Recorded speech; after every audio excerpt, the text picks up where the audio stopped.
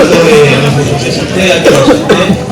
de manera que vamos a ir introduciéndonos en este universo que es la respuesta inmune adaptativa celular mediada por linfocitos T. Y bueno, vamos a ver diferentes aspectos, desde el desarrollo de estas células hasta las condiciones que son necesarias para su activación. Ustedes vieron en la presentación de los antígenos que eso es una condición necesaria pero no suficiente. Y otras veces les hemos dicho que de una manera general el sistema inmune requiere más de una señal para activarse como un mecanismo de seguridad. Está claro que activar un linfocito T es una decisión difícil por el riesgo que implica, por el riesgo de generar patología. Entonces es un sistema que tiene controles a múltiples niveles y bueno, vamos a ver algunos de esos aspectos. Entonces estamos parados en esta interacción entre la célula dendrítica y el linfocito T. Vamos a ver básicamente entonces todo lo que le pasa a este linfocito antes de haber llegado a esta situación y lo que le va a pasar después, ¿sí? De manera que todo eso sea funcional para erradicar una amenaza, eventualmente un patógeno, ¿sí? Que esté desencadenando este tipo de sistema. Y una cosa que nos podemos preguntar es dónde está ocurriendo esta interacción entre célula dendrítica y linfocito T. ¿Dónde puede ocurrir esto? ¿En un ganglio linfático? ¿Sí? ¿Dónde más?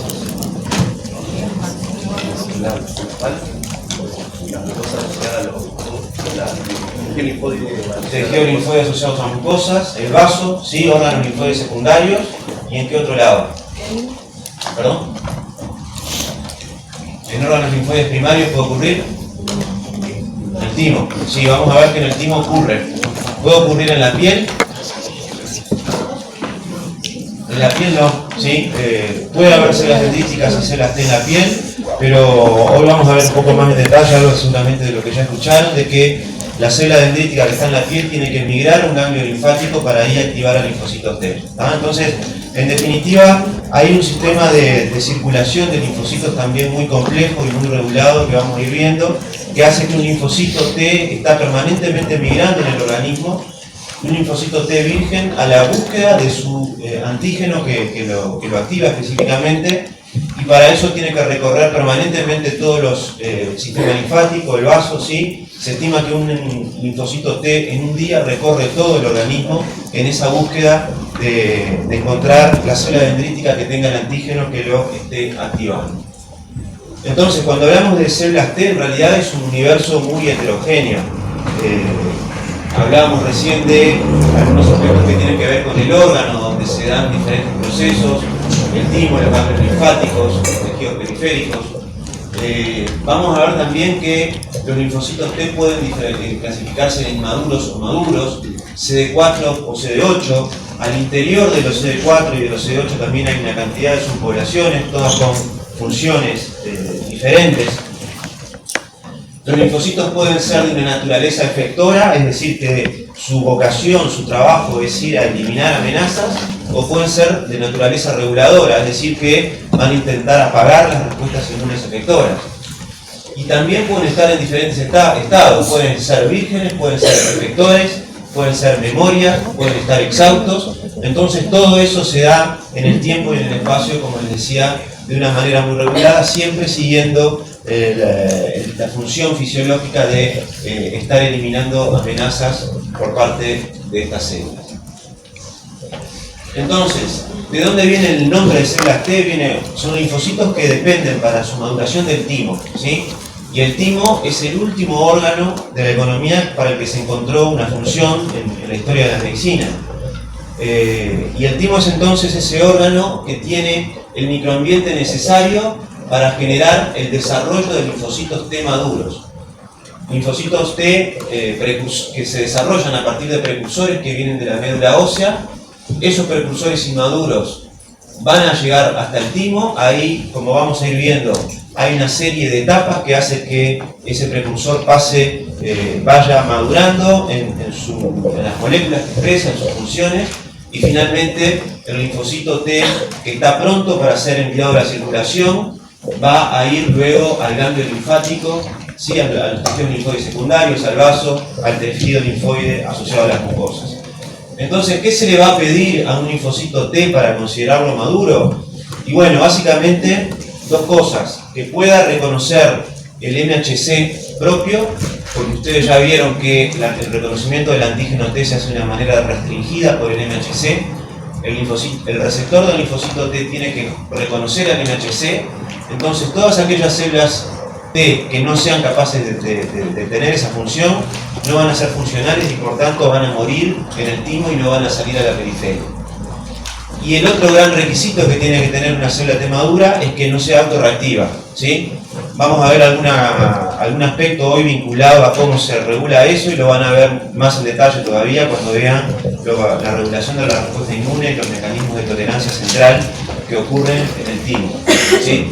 Pero entonces la idea es que el linfocito que cumple esas funciones va a ir a los órganos linfoides secundarios, donde, como decía hoy, van a estar migrando permanentemente en búsqueda del antígeno que reconocen, y en el momento en que reconocen su antígeno va a haber una serie de fenómenos, activaciones bioquímicas, fenómenos celulares que van a estar mediando lo que es el proceso de la activación del linfocito.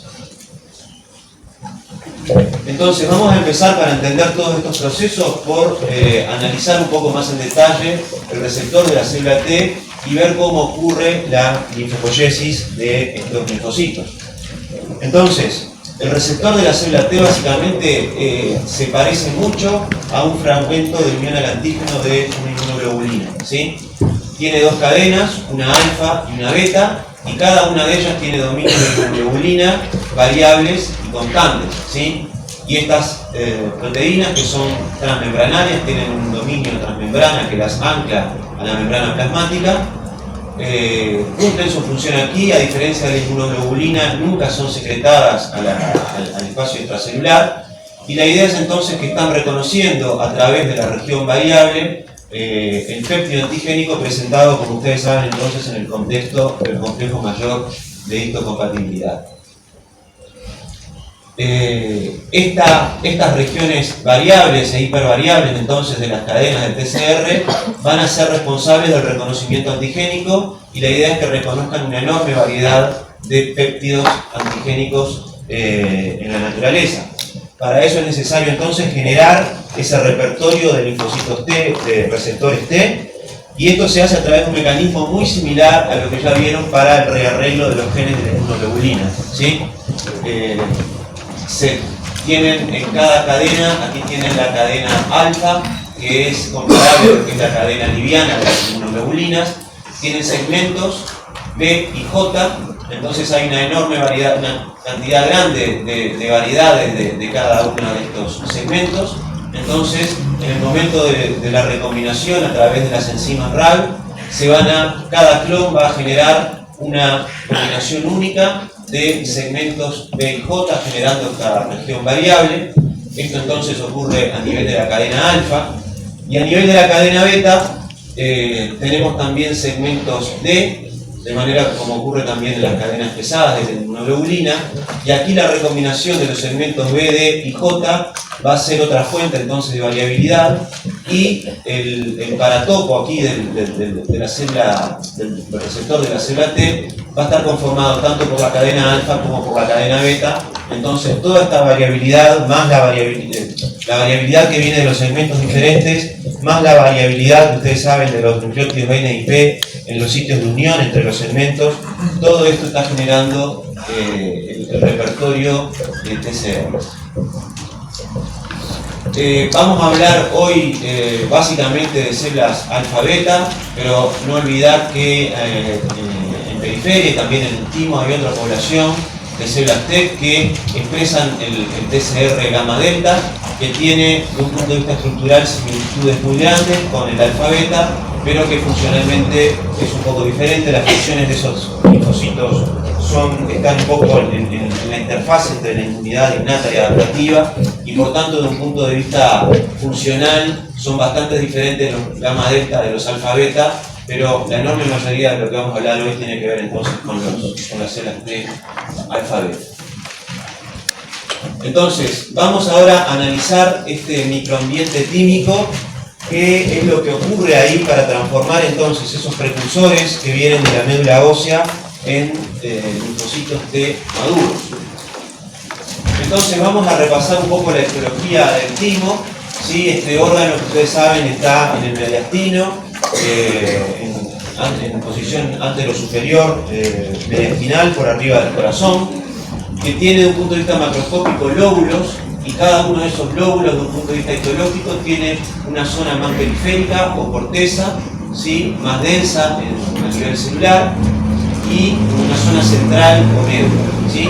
Las dos regiones tienen una composición celular diferente y de un punto de vista de las funciones también está muy compartimentalizado. Lo que ocurre a nivel de los procesos que ocurren en la corteza son diferentes de lo que están ocurriendo en la médula. Entonces, a los precursores estos de linfocitos que están en todo el tipo los vamos a llamar de una manera general timocitos, ¿sí? Son esas células T en educación, en formación. Y luego, además de los timocitos, vamos a encontrar en la corteza células epiteliales corticales junto con algunos macrófagos, mientras que en la médula vamos a encontrar también células epiteliales, pero con funciones diferentes. En este caso son las células epiteliales medulares, junto con células dendríticas y también algunos macrófagos, ¿sí? Y en la médula también estos corpúsculos de Hassall, cuya función no se conoce, no está muy clara. Entonces, de una manera general, el microambiente, tanto a nivel de la médula ósea o a nivel del timo, va a estar interaccionando con las células y va a estar enviando señales que va a estar llevando el compromiso de los linajes celulares hacia un lado o hacia otro. Y se sabe que hay algunos factores de transcripción que son importantes en cada una de esas decisiones. Entonces, por ejemplo, si partimos de la célula madre hematopoyética, en un primer escalón, la expresión del factor de transcripción PU.1 va a ser importante en determinar que la célula vaya hacia un linaje linfoide o hacia un linaje mieloide. Y luego, el precursor linfoide común puede tomar diferentes caminos, como lo ven aquí. En la médula ósea y a través del factor de transcripción ID2 vamos a formar células natural killer y también otras células del linaje innato linfoide, SILAS y ILC. En la médula ósea también, a través de este eje E2A, E8F y PAC5, vamos a ir hacia la diferenciación de células B. Y en el timo, ese microambiente de células epiteliales a nivel de la corteza, en una primera instancia, y también en la médula, van a ser muy importantes para mandar señales a través del receptor de Notch1. Y esta vía es muy importante entonces para llevar las células hacia un linaje T. Esto es lo que ocurre entonces en el timo de manera dependiente de Notch1. Los precursores que llegan ahí ya están definidos de que van a ser células T. No quiere decir que todas las células que lleguen al timo van a salir como linfocitos T. De hecho, la enorme mayoría van a morir en el timo. Cada día se estima que ingresan al timo alrededor de 50 millones de células y solamente 1 millón de esas células que entraron van a salir como linfocitos maduros. Es decir que alrededor de un 2% de las células que entran al timo van a terminar siendo un linfocito T maduro y de esa manera van a poder ir hacia la periferia.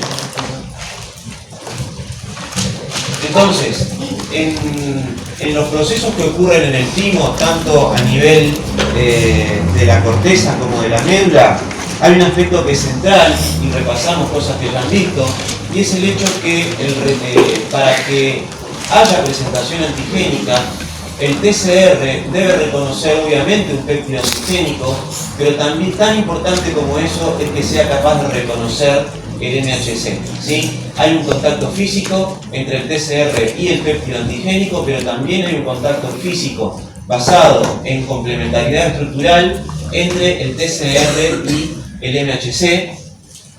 Y como saben ustedes, esto es la base molecular de la restricción por el MHC, ¿sí?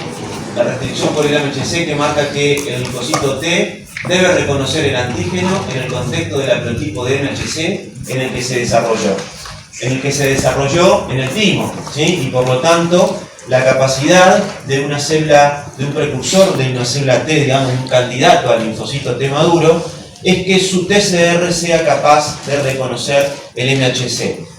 todo precursor del linfocito T que haya generado un TCR que no tenga la capacidad de reconocer al TCR no va a ser funcional en la periferia, no va a servir y por lo tanto va a morir por un proceso llamado de negligencia porque no obtiene señales de sobrevida al no poder estar reconociendo el MHC y esa célula entonces va a estar muriendo en el timo.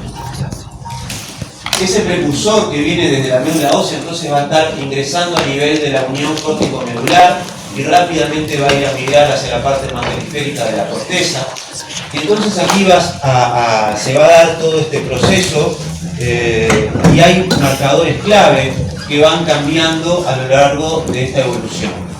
De manera que los timocitos más inmaduros son llamados doble negativos. ¿Por qué doble negativos? Porque no expresan ni la molécula CD4 ni la molécula CD8. ¿Sí? En ese proyecto del linfocito que al final va a ser o CD4 o CD8, al principio no expresa ninguno de los dos marcadores y tampoco va a expresar la molécula CD3.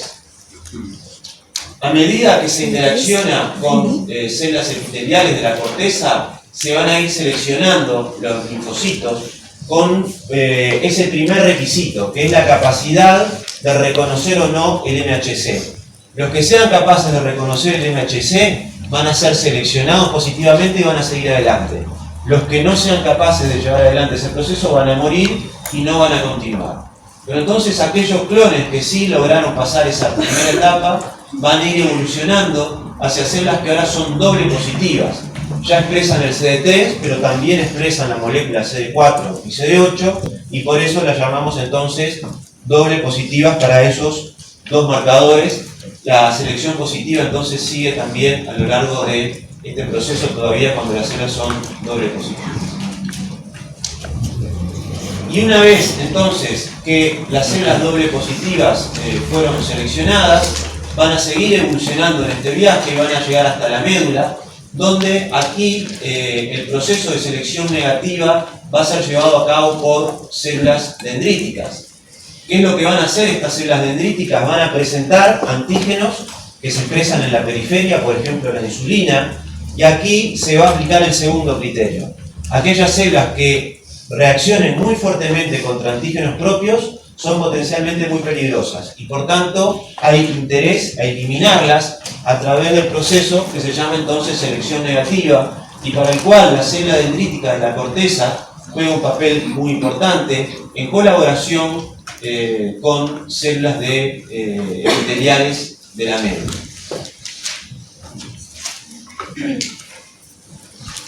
Entonces, aquí tenemos un esquema de cómo van evolucionando estas células, precursores, y cómo van evolucionando algunos de los marcadores. Entonces, en la etapa de pro y pre-célula T, esto es lo que sería la etapa de doble negativo, que a su vez van a ver en los libros que uno puede diferenciarlas en su estado de maduración, con los marcadores CD44 y CD25.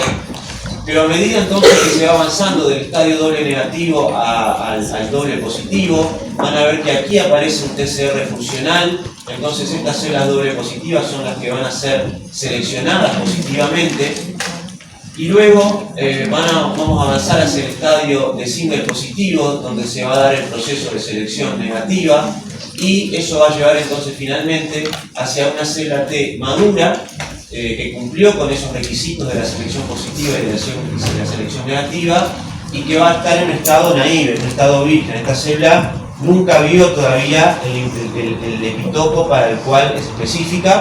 Eso lo va a hacer eventualmente en la periferia cuando reconozca el antígeno presentado, por ejemplo, en el carne linfático. Pero bueno, aquí hay algunas otras cosas interesantes. Pueden ver, por ejemplo, la expresión de las recombinasas RAG, que son importantes ¿sí? Para el reordenamiento de los genes del TCR. Entonces van a ver que primero hay un pico de expresión a este nivel para generar la cadena beta del TCR que se genera primero, junto con una precadena alfa. Luego hay un segundo pico de actividad de las recombinasas para generar la otra cadena del TCR, y es en este momento entonces que el TCR está funcional, que hay también expresión de CD3, y que entonces esta célula va a poder ser seleccionada positivamente o no. Se selecciona positivamente si ese TCR reconoce al MHC y va a morir por negligencia si ese TCR generado no fue capaz de reconocer al MHC. ¿Y qué va a determinar entonces que una célula termine siendo CD4 o CD8? Básicamente depende de que su TCR sea capaz de reconocer al MHC de clase 1 o al MHC de clase 2.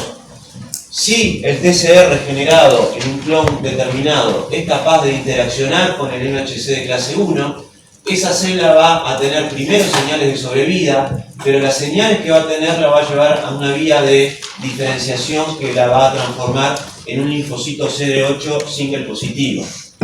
Mientras que, si el TCR generado no reconoce MHC de clase 1, pero sí es capaz de reconocer MHC de clase 2, en ese caso, la célula madura que se va a estar generando es un linfocito CD4, ¿sí? Que como ustedes ya saben, los CD4 en la periferia reconocen el antígeno en el contexto del clase 2 y los CD8 lo reconocen en el contexto del MHC de clase 1.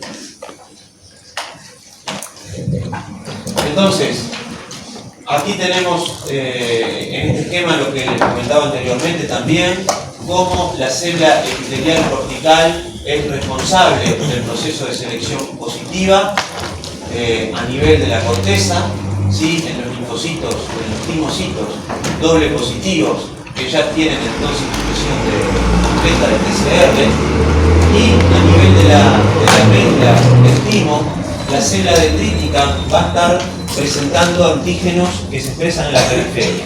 ¿Cómo se da cómo puede ser que se expresen en el timo antígenos en la periferia? Bueno, ahí se da lo que les nombraba anteriormente, que es la cooperación entre células dendríticas y células epiteliales tímicas a nivel de la médula.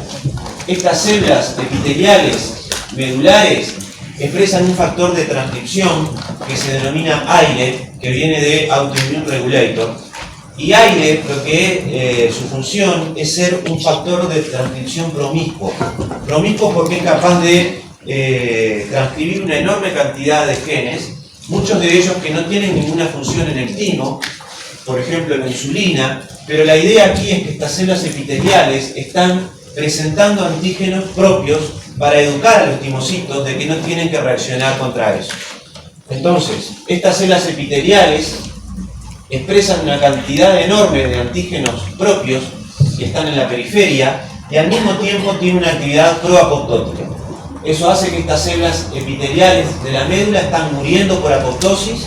Eso es internalizado por las células dendríticas y presentado a través de la vía de clase 2, a través de la presentación cruzada para los CD8, y estas células dendríticas entonces están presentando antígenos propios.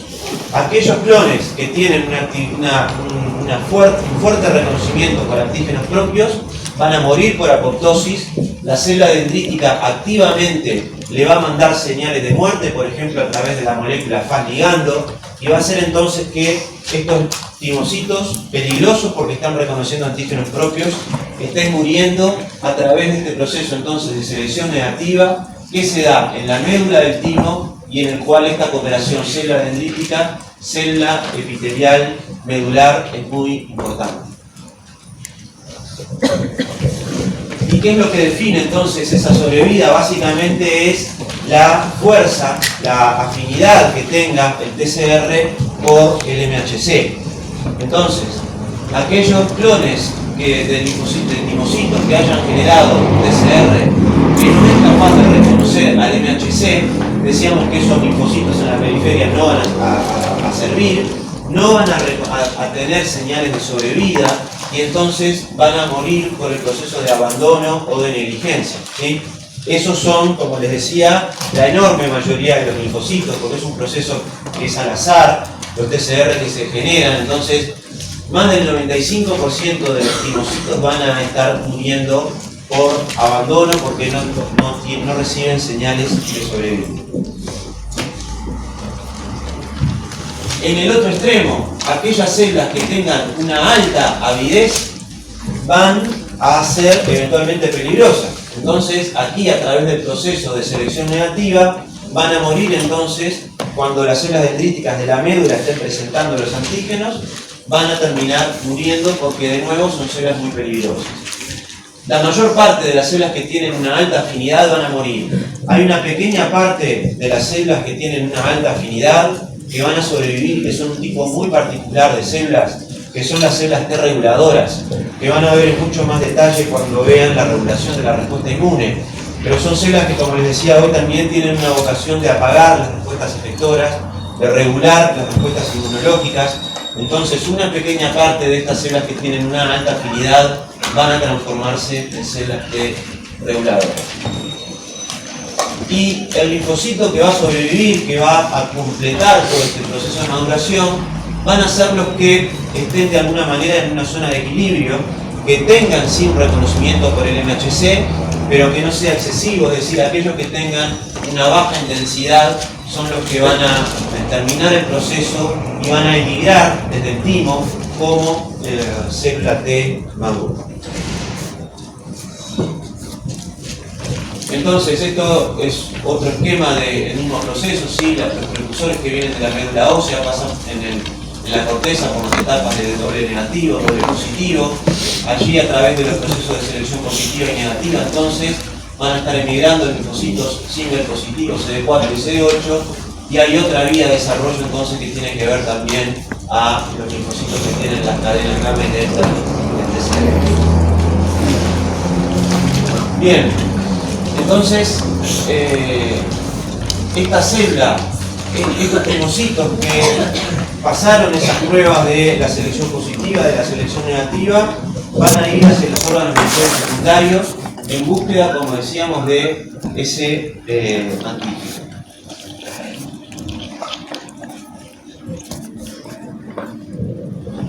Entonces, si uno analiza la respuesta inmune cuando se inmuniza, por ejemplo, un individuo, cuando se genera una infección, si uno analiza el número de células T específicas del antígeno, va a encontrarse con una evolución de este tipo.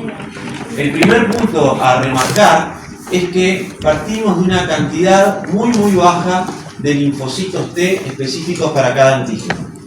Y acá lo que hay que entender es que el espacio en el organismo es limitado, ¿sí? El espacio que hay en los órganos linfoides secundarios es limitado, y allí se deben albergar a todas las especificidades que sean capaces de encontrar péptidos de la naturaleza.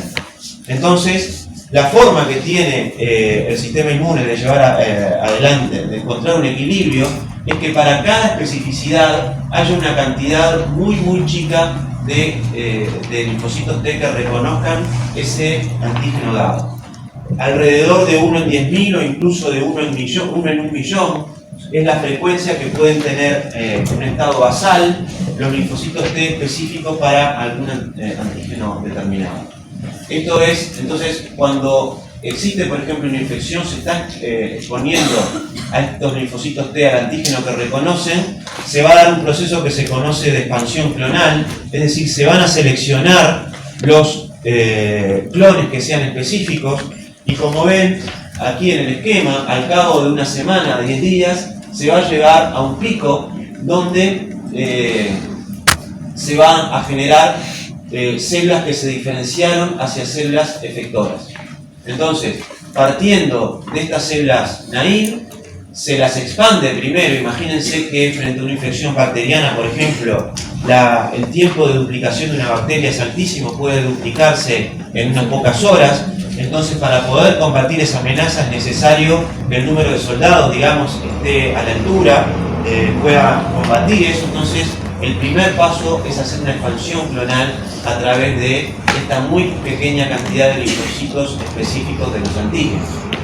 Y durante este proceso, entonces, la célula naive sufre una serie de transformaciones que la hacen diferenciarse a una célula que tenga capacidades efectoras. Por ejemplo, si hablamos de un linfocito CD8, ese linfocito CD8 virgen no tiene capacidades citotóxicas, tiene que diferenciarse en un linfocito cetotóxico, en un CTL, ¿sí? Para que eso pueda ser posible, tienen que pasar todos estos días hasta llegar a este pico de respuesta efectora. Cuando se llega a este pico en condiciones normales, la amenaza se está eliminando. Aquí no está representado lo que sería el antígeno, pero aquí ya habría bajado. Y en ese momento entonces es necesario hacer una contracción homeostática de esa cantidad de linfocitos que se expandieron. Como les decía al principio que es necesario que haya espacio para todo el mundo, una vez que la amenaza se eliminó, ese clon de linfocitos debe disminuir, ¿sí? Y como ven, se llega a un nivel que es sensiblemente superior a lo que había al inicio. La cantidad de células específicas de ese antígeno al final de este proceso de activación linfocitaria es un poco mayor en realidad que de lo que partimos. Pero además, durante este proceso de diferenciación, no solamente se diferenciaron efectores, sino que también se diferenciaron algunas células en memoria. De manera que aquí hay una diferencia cuantitativa porque hay más células comparado al principio, pero fundamentalmente también hay una diferencia cualitativa porque estas células memoria van a tener menos requisitos para activarse cuando uno los compara con una célula naive. La idea acá es que ante una segunda exposición al antígeno, estos linfocitos T respondan mucho más rápido y mucho mejor, y esa es entonces la función de la memoria, una característica principal de la inmunidad adaptativa. Entonces, aquí vemos en otro esquema de otra manera este proceso, ¿sí? Al inicio del proceso de activación linfocitaria está la presentación de antígenos, ¿sí? La célula dendrítica como jugador clave como la única célula capaz de activar linfocitos T naive. Entonces, ese proceso de activación, tanto para los CD4 como para los CD8, va a llevar adelante una serie de pasos bioquímicos mediados por fosforilaciones en el citosol de esta célula, que lo va a llevar primero a esta etapa de expansión clonal, ¿sí? Donde la interleuquina 2 juega un papel muy importante. La interleuquina 2 se conoció durante mucho tiempo como el factor de crecimiento de células T. Si uno tiene en cultivo, por ejemplo, linfocitos T y expandirlos, alcanza a componerle interleuquina 2 y eso va a hacer que este linfocito se expanda rápidamente y lleve a este proceso de expansión clonal. Pero como les decía antes, no alcanza solamente con aumentar el número, sino que al mismo tiempo hay que hacer que esos soldados estén capacitados, que estén armados. Entonces, por ejemplo, cuando analizamos a los CD8, hacer que ese linfocito CD8 que no podía matar a nadie, en realidad cuando se diferencia en un efector, es una célula citolítica y es un linfocito capaz de matar a una célula infectada, por ejemplo. Y del lado del CD4, las células que se diferencian en efectores, bueno, van a ser diferentes tipos de células cooperadoras en sus diferentes versiones, TH1, TH2, TH17, en función del tipo de amenaza, eso lo van a seguir viendo más adelante en el curso, pero en función de qué tipo de infección está ocurriendo, por ejemplo, es que estas células CD4 van a diferenciarse en TH1, TH2 o TH17, pero lo cierto es que de este estadio hasta este hay un fenotipo que es claramente diferente. Esta célula sabe hacer muchas más cosas que no sabe hacer la célula virgen. Dicho de otra manera, no se trata solamente en el proceso de activación linfocitaria de aumentar el número de estos soldados, sino, como les decía, es de capacitarlos y de armarlos. Y otro proceso en la diferenciación que es clave a mediano plazo es las células memoria. La célula memoria es como la plata que se pone en el banco. Cuando haya problemas más adelante, cuando haya un nuevo encuentro con los antígenos, la célula memoria entonces va a asegurar una respuesta que sea más rápida y más efectiva comparado con una respuesta primaria que está mediada solamente por células vírgenes. Bien, entonces, hasta aquí vimos la activación linfocitaria a nivel conceptual y de una manera global, pero vamos a seguir analizando estas tres preguntas básicas. ¿Dónde ocurre la activación linfocitaria? ¿Cómo ocurre? ¿Qué es necesario? ¿Qué necesita un linfocito T para activarse? ¿Y cuál es la función fisiológica entonces de todo ese proceso? Entonces, la activación linfocitaria, como decía al principio, no ocurre en cualquier lado, ¿sí? Ocurre básicamente en los órganos linfoides secundarios. Y vamos a tomar como un ejemplo al ganglio linfático para analizar ese proceso. Entonces, este linfocito T virgen, entonces, que estaba, decíamos, recorriendo los diferentes ganglios linfáticos en busca de un antígeno, va a llegar eventualmente a este ganglio linfático y va a encontrarse con una célula dendrítica que está presentando el antígeno para el que él es específico. En el ganglio linfático, entonces, esto ocurre específicamente en la zona T, y a partir de ese momento va a haber un proceso de expansión clonal y va a haber una etapa alrededor de una semana que va a darse en el ganglio linfático, ¿sí? Esta etapa primera de expansión clonal va a llevarse a cabo en el ganglio linfático, y eso hace que cuando uno tenga una infección, por ejemplo en la garganta, si ustedes ya saben que los ganglios linfáticos que drenan ese tejido van a estar grandes, van a estar dolorosos, van a estar inflamados, ¿sí? ¿Qué es lo que está pasando en ese ganglio linfático que está drenando una zona infectada? Está ocurriendo este proceso de activación linfocitaria, donde, como decía hoy, el proceso de expansión clonal es fundamental y rápidamente se pone en marcha. Entonces, una vez que esta célula proliferó, este linfocito T proliferó, en el medio se fue diferenciando hacia célula efectora, va a llegar un momento entonces que no queremos más que esté en el ganglio, sino queremos que emigre hacia el tejido periférico donde está ocurriendo la infección, ¿sí? Entonces, esta emigración del linfocito T se da por el receptor de la efimosina 1-fosfato, que va a seguir un gradiente desde los tejidos periféricos que están produciendo el S1P o efimosina 1-fosfato, de manera que las células que expresan este receptor van a emigrar desde el ganglio hacia el lugar donde está habiendo un problema, donde está habiendo una infección. ¿Qué pasa con este receptor durante el proceso de expansión clonal? Se disminuye. Y aquí hay otra molécula que es importante, que se llama CD69. El CD69 muchas veces se utiliza como un marcador de activación temprana de los linfocitos. Van a ver que muchas de las moléculas que analicemos en este proceso son utilizadas, y lo van a ver en bastante detalle en la discusión grupal también. Muchas de estas moléculas que juegan un papel biológico pueden utilizarse desde un punto de vista pragmático en investigación o en asistencia para determinar si una célula está activada o no. El CD69 entonces es una molécula que apaga la expresión, que regula la expresión del receptor de S1P durante esta etapa temprana de la expansión clonal. Eso hace que cuando hay CD69 no haya receptor de efimosina 1-fosfato, y por lo tanto esta célula que tiene que estar en el ganglio durante estos primeros días no se vaya, y una vez que sí terminó ese proceso de diferenciación, que la célula está pronta para salir, ahí el CD69 baja, el receptor de S1P aumenta y esa célula es capaz de irse hacia los tejidos periféricos. Ahora, ¿cómo llega ese linfocito? Hasta aquí les conté lo que pasa una vez que se activan y cómo ese linfocito se va. Pero ¿cómo llega el linfocito T virgen hacia el ganglio linfático?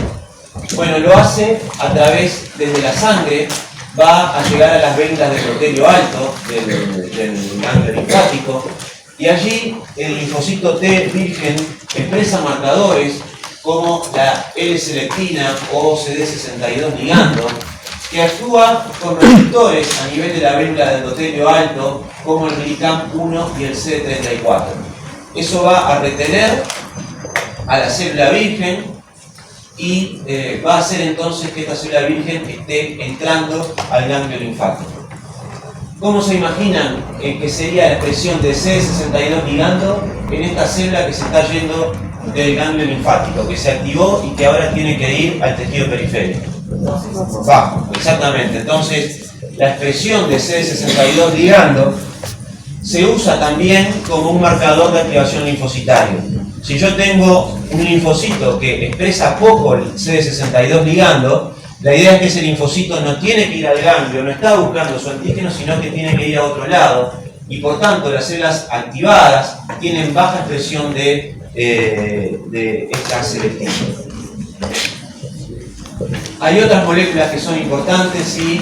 Esta interacción del CD62 ligando con la médula de endotelio alto va a dar una interacción que va a ser de poca afinidad, pero en la presencia de quimioquinas que estén atrayendo a estos linfocitos vírgenes, se va a estar activando a integrinas que van a reconocer integrinas como el LGA1, que van a estar reconociendo aquí en azul, integrina LGA1 que va a estar reconociendo moléculas de adhesión como ICAM1. Esto da una unión mucho más fuerte entre el linfocito virgen y la médula de endotelio alto, y va a hacer que termine atravesando el endotelio siguiendo un gradiente de quimioquinas y de esa manera estar ingresando al ganglio linfático. Todo este proceso de recirculación del linfocito está muy regulado entonces por este juego de quimioquinas y de receptores, y los actores que están implicados van a cambiar en función de si el linfocito es virgen y por lo tanto tiene que ir de ganglio en ganglio, o si estamos hablando de una célula activada que queremos sacarla del ganglio para que vaya un tejido periférico. Entonces, aquí hay otros actores que son importantes, por ejemplo la integrina PLA4, que viene por Very Late Antigen, ¿sí? En etapas tardías de la activación, esta integrina se expresa y lo que va a hacer es favorecer que esa célula interaccione con una célula endotelial en un tejido de la periferia, que esté inflamado, que esté sufriendo una infección y que por lo tanto esté dando señales, como por ejemplo la expresión de BCAM1, y de esa manera entonces se está reteniendo a esta célula activada para que entre el tejido a combatir la infección. Y hay variaciones de la molécula del marcador panleucocitario, que es el CD45. Hay isoformas que cambian mucho entre estos diferentes estadios de activación. El CD45RA, por ejemplo, es un marcador de células naive, mientras que cuando la célula se hace efectora o memoria, van a expresar la variación del CD45RO en lugar del CD45RA. Entonces vamos viendo una cantidad de marcadores que nos permiten diferenciar el estado de activación que tiene un linfocito T. Y la otra parte de la película es la célula dendrítica, ¿no? Decíamos que para que el proceso de activación se dé en el linfocito, tiene que encontrarse la célula dendrítica del linfocito T. Vimos cómo llegó el linfocito T. Creo que ya han visto básicamente la biología de la célula dendrítica, ¿sí? Cómo desde un tejido periférico, la célula dendrítica inmadura está en un estado donde está sensando todo lo que hay a su alrededor, y cuando encuentra señales de peligro, por ejemplo patrones asociados a patógenos, va a empezar un programa de diferenciación llamado maduración de la célula dendrítica, lo que va a transformar a este fagocito en una célula que está especializada en internalizar antígenos. Lo va a hacer en la célula capaz de activar a linfocitos T vírgenes.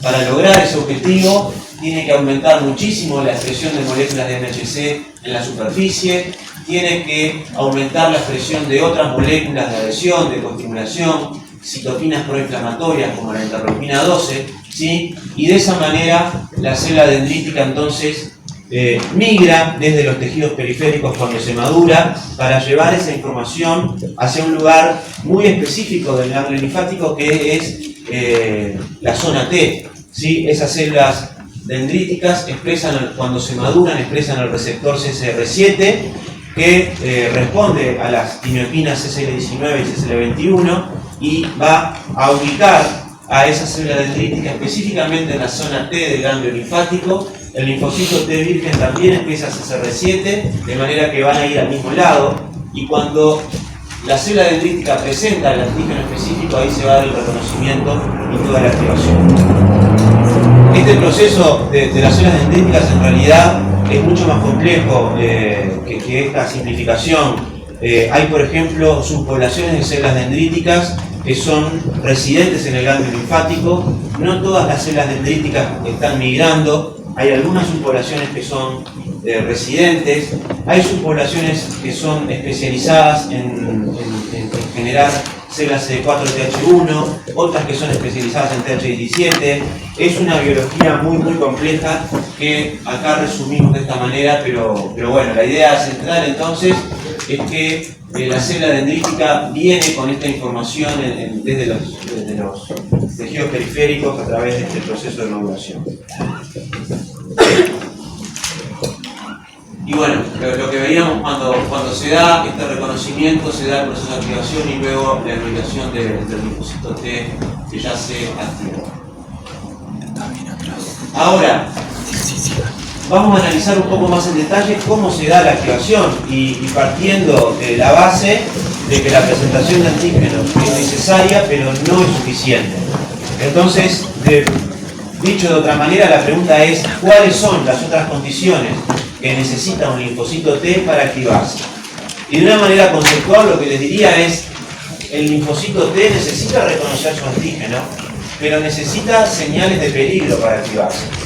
Si ustedes le dan a un linfocito T el antígeno que reconoce, pero en un estado totalmente basal, sin ninguna señal de alarma, ese linfocito T no solo no se va a activar, sino que muy probablemente se va a inactivar. ¿Por qué? Porque si un linfocito T reconoce un antígeno y ese antígeno se da en un contexto de falta de peligro, ¿cuál puede ser el origen de ese antígeno? ¿Un patógeno de dónde puede venir? Puede ser un autoantígeno. Entonces, conceptualmente, lo que requiere la activación linfocitaria es otro dato. No alcanza con que reconoce el antígeno. Se pide otro dato que disminuya las chances de que se va a activar un linfocito autorreactivo.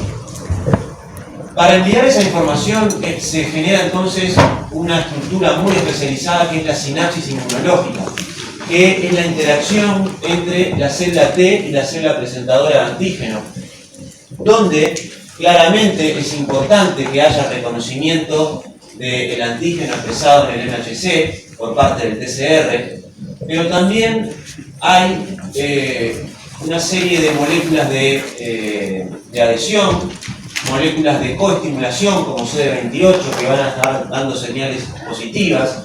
Y la idea es que estas otras señales, las moléculas de adhesión, las moléculas de coestimulación como CD28, van a estar ocurriendo cuando esta célula presentadora detectó peligro, ¿sí? Si hay patógenos, si hay reconocimiento a través de los TDR, por ejemplo, va a haber aumento en la célula presentadora de CD28, va a haber aumento de moléculas de adhesión, y eso va a hacer que esta sinapsis inmunológica sea fuerte, ¿sí? Esté durante un buen tiempo estabilizada y las señales que se estén mandando por el TCR sean lo suficientemente fuertes para pasar un determinado umbral para que el linfocito T llegue a activarse. Y esta sinapsis inmunológica tiene una características estructurales que hace que tiene una parte central, ¿sí? Donde está el TCR, la molécula de estimulación, y una parte más periférica, SMAC, que es el complejo de activación supramolecular, donde están las moléculas de adhesión. Pero entonces, la importancia de tener una sinapsis inmunológica fuerte, que esté en el tiempo más allá de 2 horas, va a hacer que la fosforilación que se genere en la célula T pase ese umbral de activación y entonces todo este proceso se dé de una manera muy regulada. Entonces, de una manera esquemática, decimos que las señales para activar al linfocito T son básicamente 3. La señal 1, la señal 2 y la señal 3. La señal 1 está dado por la especificidad de la activación, la especificidad del antígeno, porque la señal 1 implica el reconocimiento del antígeno específico en el contexto del MHC, ¿sí? Esto es el punto de partida. Sin señal 1, si no hay reconocimiento, esta sinapsis inmunológica no va a ser fuerte y por lo tanto no va a llevar a la activación linfocitaria. Pero como decíamos antes, también la señal 1 no es suficiente. Hay otros puntos que son fundamentales y la señal 2, entonces, es lo que denominamos señales de coestimulación, ¿sí? Es otra estimulación que se requiere para llegar a activar al linfocito T. Y hay una tercera señal que tiene que ver con la producción de citoquinas por parte de la célula presentadora que van a dirigir lo que es la diferenciación de la célula T en una célula efectora. Entonces, si analizamos brevemente y en relativo detalle la señal 1, vamos a ver, acá no me interesa que retengan los detalles de esta vía, pero vamos a ir a los puntos más grandes. La idea aquí es que el receptor de la célula T, de manera similar a lo que ocurre en el BCR, tiene una parte citoplasmática que es muy pequeña, entonces necesita acoplarse con otras moléculas para enviarlas en la señalización al citosol. Acá estamos hablando básicamente entonces de las moléculas de CD3 que se asocian cuando hay reconocimiento antigénico, se reclutan quinasas que van a estar fosforilando, SAP70, ¿sí? Que van a estar generando un proceso, una cascada de fosforilaciones. Y todo ese proceso de fosforilaciones van a llevar por un lado a un aumento del calcio que va a nivel citosólico, que va a señalizar a través de la calcineurina y de la proteína quinasa C. Y este aumento del calcio citosólico entonces lleva a los factores de transcripción NFAT y NFKB. Y por otro lado, esta señalización de quinasas activa también MAP quinasas, que va a jugar sobre el factor de transcripción AP1.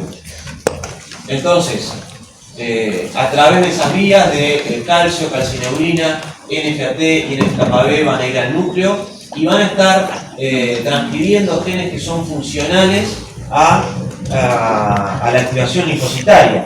Y un gen que es fundamental para la activación linfocitaria es la interleuquina 2, porque como les decía hoy, la interleuquina 2 es el factor de crecimiento de las células T, y si una célula quiere activarse, lo que tiene que hacer rápidamente es ponerse a proliferar.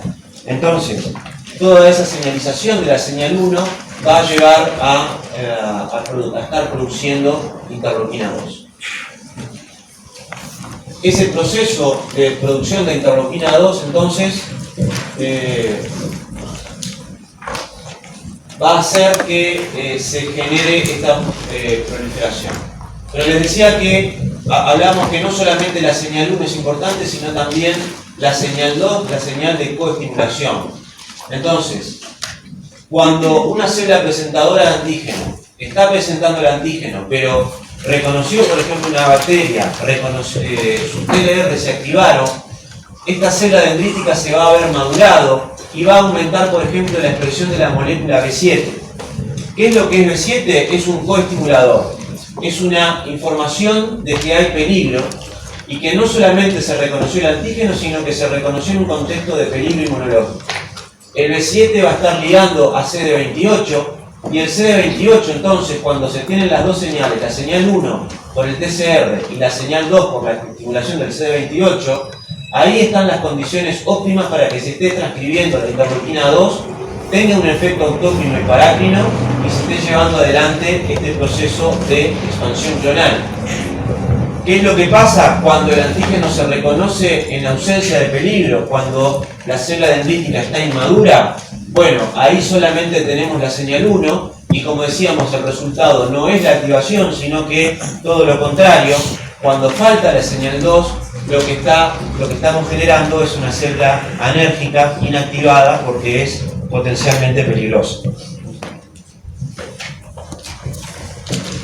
Las células CD4, cuando se activan, expresan el ligando de CD40, que es otra vía de coestimulación, el eje CD40 ligando, y estas células T activadas expresan CD40 ligando que pueden ligar al CD40 en las células dendríticas, y esto también llevará a la maduración, de manera que las células T activadas están expandiendo esa información de que hay peligro, favoreciendo la maduración de células dendríticas, y esta célula dendrítica que se maduró por el CD40 ligando está pronta para seguir activando otros linfocitos.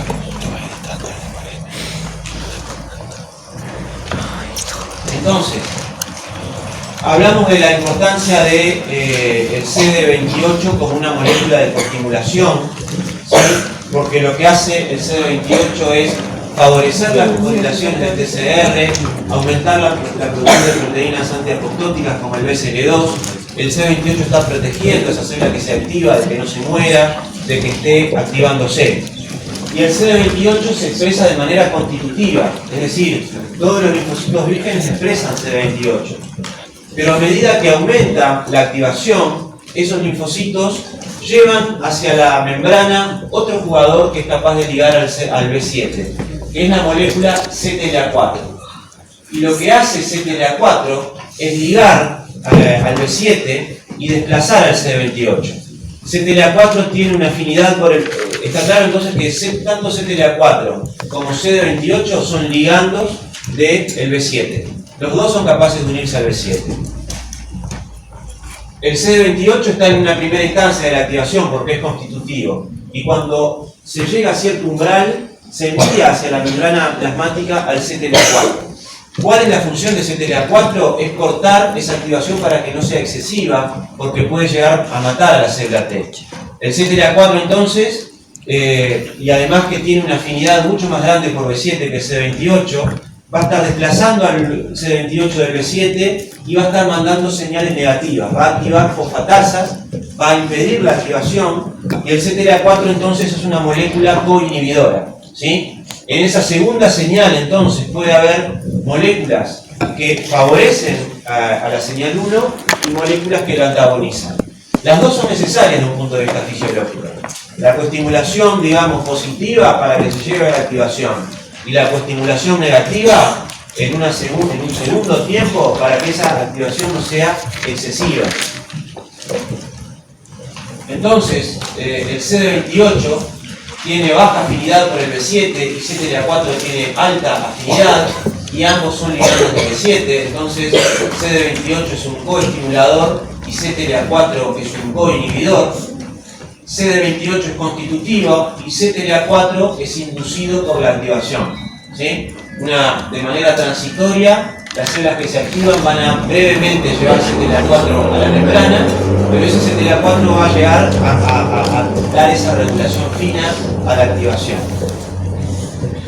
Y estos aspectos son muy importantes en medicina porque el bloqueo de la coestimulación ofrece una alternativa terapéutica para inhibir respuestas inmunes perjudiciales.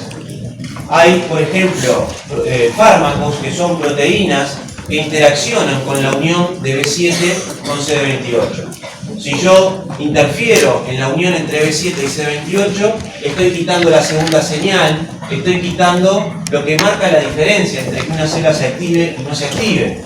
Entonces, por ejemplo, en enfermedades autoinmunes como la artritis reumatoide o en trasplante de órganos sólidos como el trasplante de riñón, hay un fármaco que es el Belatacept, que es una proteína que interfiere en la unión entre B7 y CD28 y de esa manera se puede modular la respuesta inmune y disminuir la actividad de una enfermedad autoinmune o evitar el rechazo de un órgano trasplantado. Esta situación en la sinapsis inmunológica, de nuevo, es muy compleja. Yo les hablaba ahora de la señal 1, de la señal 2, de B7, C28, CTLA4. Hay otras moléculas coinhibidoras muy importantes como PD1, con sus ligandos PDL1 y PDL2, sí, PD1 expresado desde el lado de la célula T. Y lo van a ver en los seminarios que, bueno, lo vieron ya en la clase de introducción, creo, pero el bloqueo, poner anticuerpos que impiden la unión entre PDL1 y PD1, es otra manera también que ha sido muy exitosa en la clínica de estimular respuestas inmunológicas. Por ejemplo, en el caso del cáncer, en la inmunoterapia del cáncer fue una revolución y fue el premio Nobel del año pasado a los investigadores que describieron tanto a CTLA4 como a PD1 como frenos de la respuesta T, de manera que cuando uno saca estos frenos está induciendo la activación de los linfocitos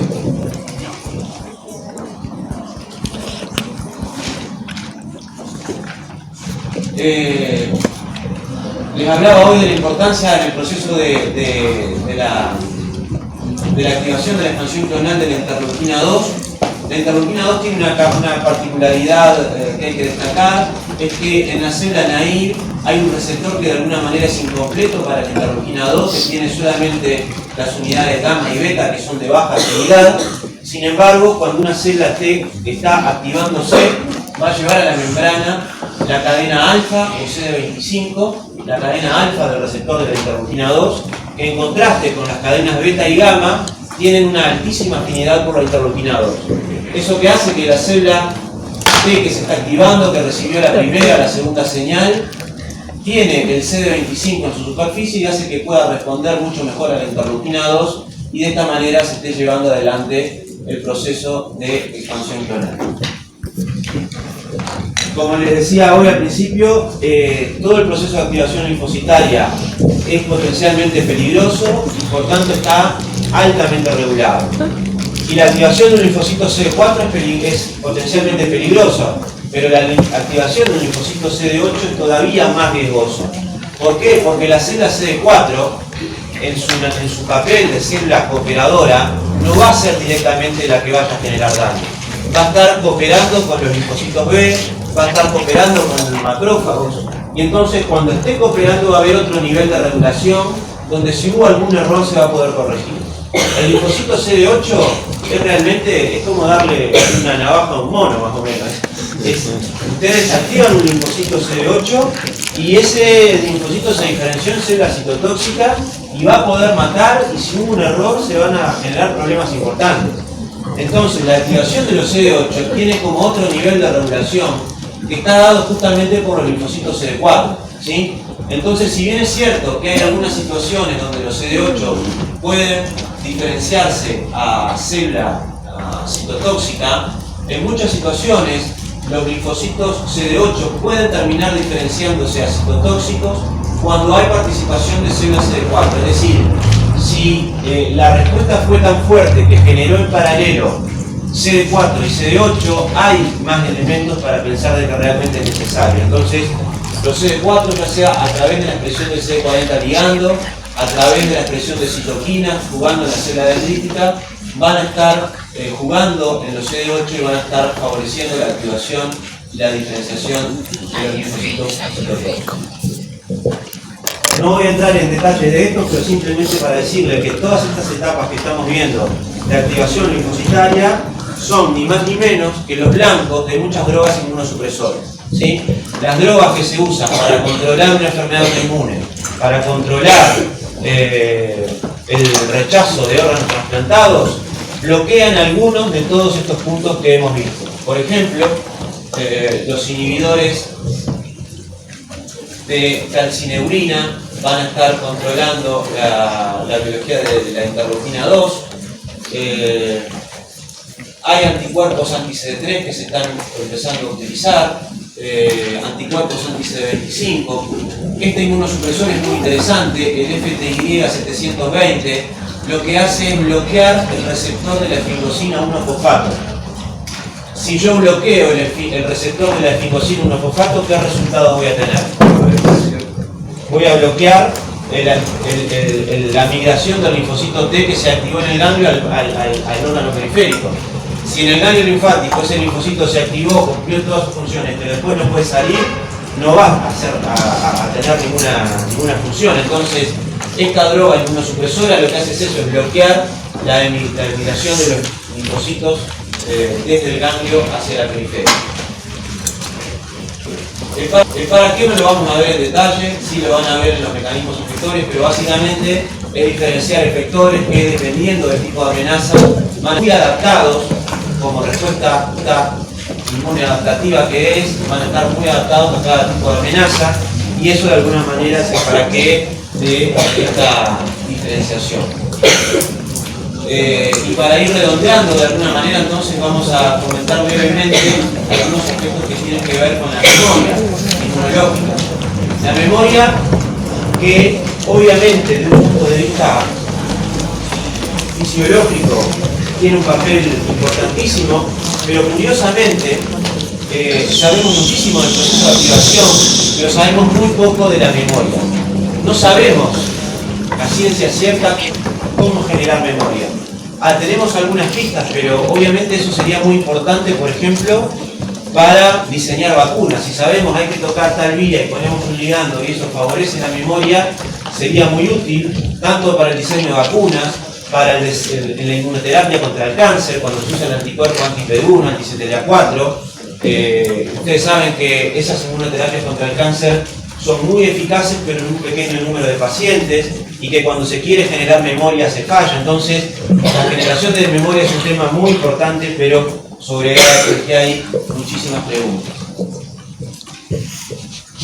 Y la generación de memoria, entonces, de nuevo la cooperación CD4 y CD8 es importante. Bueno, antes de ir a ese aspecto, la memoria está claro entonces que es esa capacidad de responder más y mejor ante un segundo estímulo antigénico. La idea es que las células memoria, las células que se están generando acá, tienen una capacidad de sobrevida muy aumentada. Son células que pueden vivir muchísimos años, ¿sí? Ustedes saben, por ejemplo, que uno puede enfermarse de varicela una vez, pero cuando se enfermó una vez no se puede enfermar de nuevo de varicela. Todo el resto de nuestra vida estamos protegidos de la infección por el virus de la varicela, por las células memoria, que tienen una enorme vida media, que tienen un pequeño potencial de proliferación, pero que básicamente son células que sobreviven mucho, ¿sí? Entonces, eso es la generación de memoria inmunológica. Y para la generación de memoria, la cooperación entre los linfocitos TCD4 y CD8 también puede ser muy importante.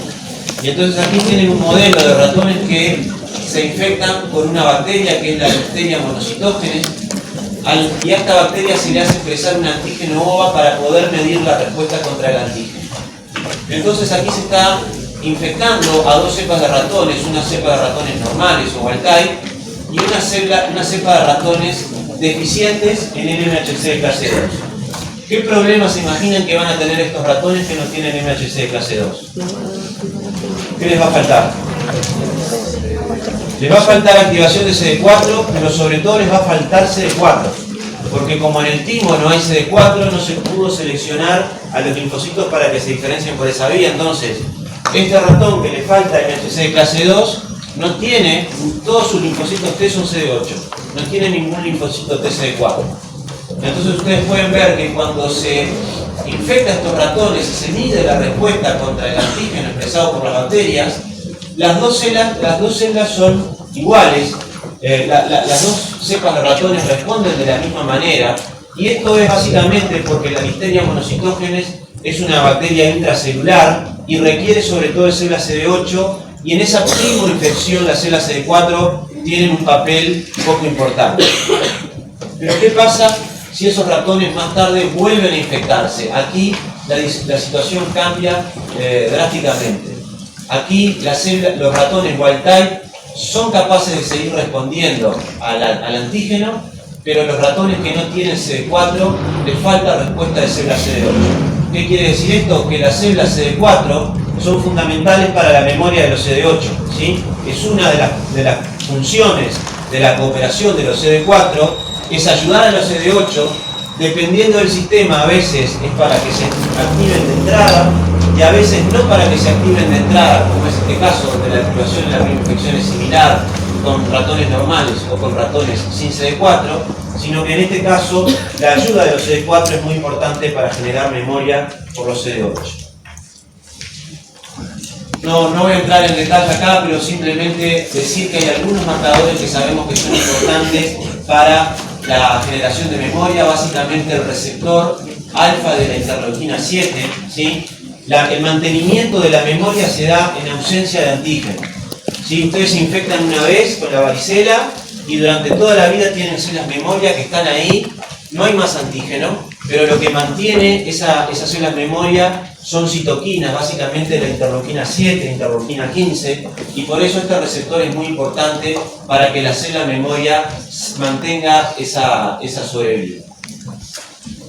Y luego, cuando se da la activación linfocitaria, puede haber, entonces, como veíamos, el linfocito que se activa, alguna subpoblación, que no está muy claro por qué, sí que cuantitativamente es muy importante, en vez de diferenciarse a célula efectora, se va a diferenciar a célula memoria.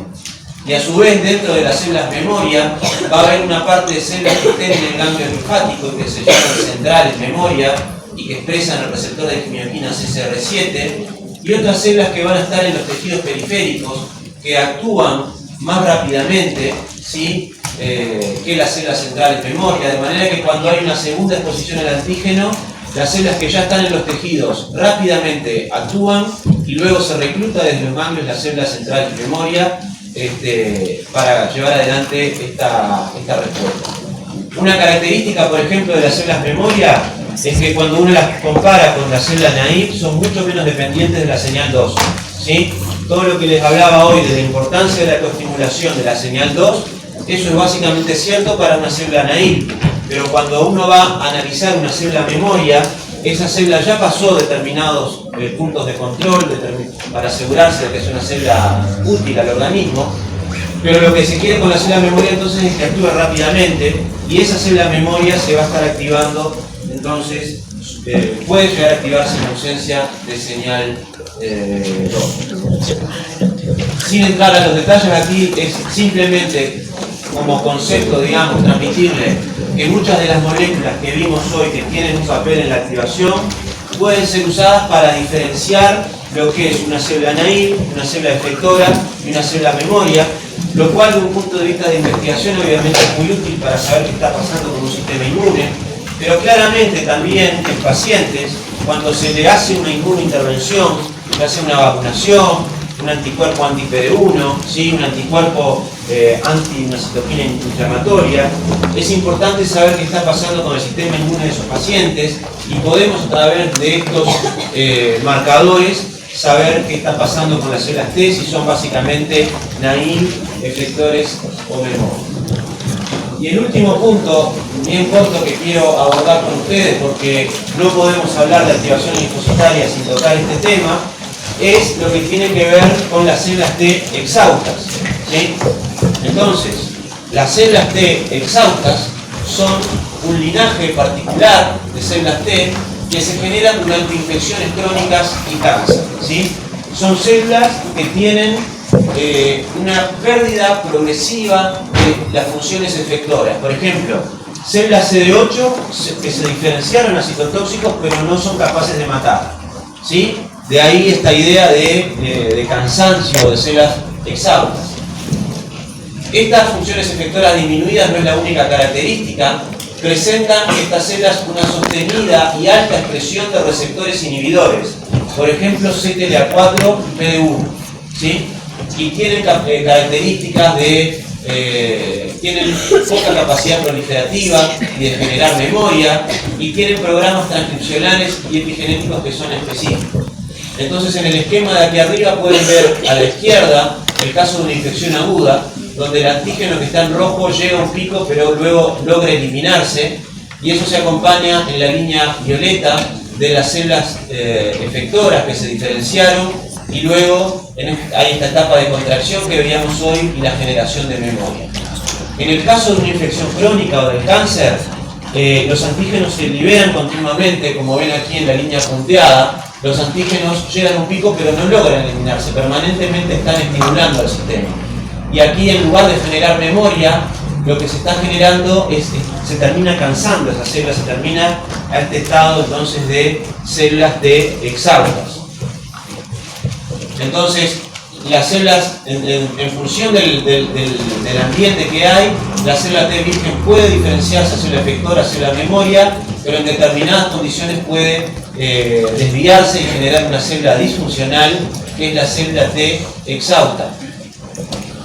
Y para las células T exhaustas hay también este modelo de las 3 señales, sin embargo, obviamente con diferencias sensibles cuando analizamos lo que es la activación.